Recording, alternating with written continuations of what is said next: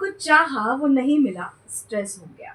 Number कम आए, stress हो गया। मम्मी ने बात नहीं सुनी, स्ट्रेस हो गया। फ्रेंड्स रुक गए, स्ट्रेस हो गया। ये जो स्ट्रेस है ना, वो हमारी ज़िंदगी का सबसे बड़ा साथी बन चुका है। हमें लगता है कि बिना स्ट्रेस के जीवन तो संभव ही नहीं है और बहुत सारे लोगों का जीवन तो स्ट्रेस के चक्कर में ही कम होता जा रहा है। तो ये स्ट्रेस होता क्यों है और कैसे हमें स्ट्रेस को कंट्रोल करना है, इस विषय पर प्रकाश डालने के लिए कुछ तो बात है कि सेगमेंट पे आज हैं हमारे साथ फाजिल सर। सर बहुत-बहुत स्वागत है। Thank you sir. सर सबसे पहले तो जानना चाहते हैं कि ये जो स्ट्रेस है ना वो होता क्यों है? अच्छा, नाउ आपकी परसेप्शंस हैं जी तो जो आपके परसेप्शंस होते हैं अगर उसके अकॉर्डिंगली चीज़ें नहीं होंगी जी तो you tend to get stressed. But real stress जो होना चाहिए, जी क्योंकि बिकॉज ईश्वर ने अगर हमें चैलेंजेस दिए हैं तो आईक्यू भी दिए हैं, हाँ ब्रेन भी दिया है। जी तो जो जो लोग अपने आईक्यू और ईक्यू को ठीक तरह यूज़ करते हैं, जी एप्लीकेशन ठीक तरह करते हैं, तो उसमें स्ट्रेस लेवल कम होगा। तो जितना आदमी क्रिएटिव होगा उतना स्ट्रेस को कम होगा।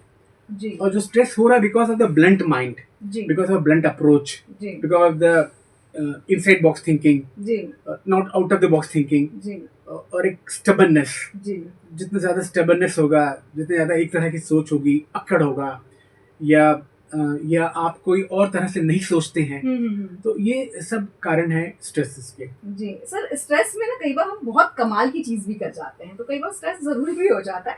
पर अक्सर हमने देखा है कि ये जो यंगस्टर्स है ना, उनमें जब स्ट्रेस होता है तो उनको लगता है बस अब जिंदगी समाप्त, अब तो कुछ है नहीं। तो ये स्ट्रेस को कैसे कंट्रोल किया जाए या अपने आप को कैसे मोल्ड करें पॉजिटिविटी की तरफ, उसके लिए आप क्या कहना चाहेंगे? नाउ यंगस्टर्स के पास बहुत टाइम पीरियड है जी, उनके पास बहुत ऑप्शंस है, तो उनको तो स्ट्रेस नहीं होना चाहिए। जी लेकिन चूंकि वो शायद वो लोग एट एनी कॉस्ट जीत चाहते हैं एंड विद दैट शॉर्टकट, हाँ तो शॉर्टकट चीज अगर हट जाएगी जी तो डेफिनेटली इनका स्ट्रेस लेवल नहीं होगा। जी और यंगस्टर्स को थोड़ा पैशन हाँ और थोड़ा पेशेंस रखना है। जी तो अगर पैशन नहीं है तो स्ट्रेस होगा, जी पैशन है तो स्ट्रेस नहीं होगा। जी हाँ, पेशेंस चाहिए, तो पैशन प्लस पेशेंस जी is equal to zero stress. जी ये बहुत अच्छी चीज आपने बता दी, पैशन होना बहुत जरूरी है। हाँ। सर एक चीज और जाननी है, अक्सर हमने देखा है कि जब बच्चों के ना रिजल्ट्स आने वाले होते हैं, कुछ बच्चे तो पहले ही स्ट्रेस में आ जाते हैं, कुछ रिजल्ट देखकर आ जाते हैं और कुछ को तो पेरेंट्स पहले ही स्ट्रेस दे देते हैं, भाई रिजल्ट्स आना है। तो ये एटमोसफियर कैसे चेंज किया जाए, क्योंकि आजकल के पेरेंट्स ना बहुत पॉजिटिव है अपने बच्चों को लेकर, वो टेंशन में रहते हैं, रिजल्ट खराब आया तो क्या होगा, रिजल्ट बहुत अच्छा आ गया तो क्या होगा। तो ये एटमॉस्फेयर जो अपब्रिंगिंग करते हैं हम, उसमें पेरेंट्स की क्या भूमिका होगी?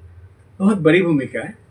आप अपने बच्चे को अच्छी तरह जानते हैं जी कि आपका बच्चा, आपको पता है कि वो क्या करेगा, जी इसके बाद भी आप एक उम्मीद बना के रखे हैं बेमतलब का, और वो बच्चों को काफी स्ट्रेस करता है। जी मुझे लगता है कि देखिए, मैं एक बच्चे की बात करता हूँ, जैसे मान लीजिए आपका बच्चा क्लास 3 में है जी और आपका बच्चा ला रहा है 45%, तो अगर 5% भी ग्रो करेगा हर साल, जी तो ये अगले 8 साल में 40 प्लस 45, 90, 95% हो जाएगा। जी मुझे लगता है कि आप अपने बच्चों से अगर कुछ उम्मीद करना चाहते हैं तो वो 3-4% से ऊपर की ग्रोथ का उम्मीद मत करिए, क्योंकि इंडियन इकोनॉमी भी इतना ही ग्रो करती है, तो उससे ऊपर तो आप बच्चों की जान नहीं ले लेंगे ना। जी बिल्कुल। दूसरी बात यह है कि ये जो सारे सब्जेक्ट हैं, विषय हैं, जी इनमें से कोई एक विषय आपका बच्चा अच्छा पढ़े, जी सारा विषय अच्छा ना पढ़े। वो सचिन तेंदुलकर जी वो व्यक्ति है जिसको एक विषय बहुत अच्छे से आता है, दैट इज क्रिकेट। जी ऐसे ही आप भी अपने बच्चों में कोई एक विषय देखिए, एक विषय जी जिसको वो कर सकता है या कर रहा है या करेगा, जी उस पर अगर हम अपने कंसंट्रेशन करेंगे जी तो शायद बच्चे का फ्यूचर ज्यादा ब्राइट होगा।